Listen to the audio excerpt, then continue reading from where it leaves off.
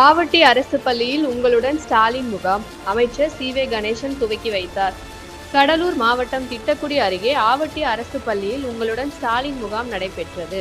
இந்த முகாமில் ஆவட்டி, பாசார், மா. பொடையூர் ஆகிய ஊர்களில் இருந்து 2000க்கும் மேற்பட்ட பொதுமக்கள் முகாமில் கலந்து கொண்டு மனுக்களை சம்பந்தப்பட்ட துறை அதிகாரிகளிடம் கொடுத்தனர். முகாமில் தொழிலாளர் நலன் மற்றும் திறன் மேம்பாட்டுத்துறை அமைச்சர் சி.வே. கணேசன் கலந்து கொண்டு பொதுமக்களுக்கு நலத்திட்ட உதவி வழங்கினார்.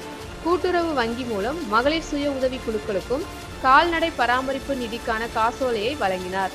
இந்த முகாம்களில் ஜாதி சான்றிதழ், பட்டா மாற்றம் செய்வது, பென்ஷன், மகளிர் உரிமை தொகைக்கு விண்ணப்பம் செய்வது, மருத்துவ காப்பீடு அட்டை பெறுவது, ஆதார் அட்டையில் திருத்தங்கள், ரேஷன் அட்டையில் மாற்றங்கள், மருத்துவ பரிசோதனைகள், மின்சாரத்துறை சம்பந்தமான புகார்கள், தொழிலாளர் நல வாரியம் மூலமாக பதிவு, புதுப்பித்தல், உதவித்தொகை, விவசாயத்துறை உள்ளிட்ட பல்வேறு துறையின் அதிகாரியிடம் பொதுமக்கள் கோரிக்கை மனுவை கொடுத்தனர்.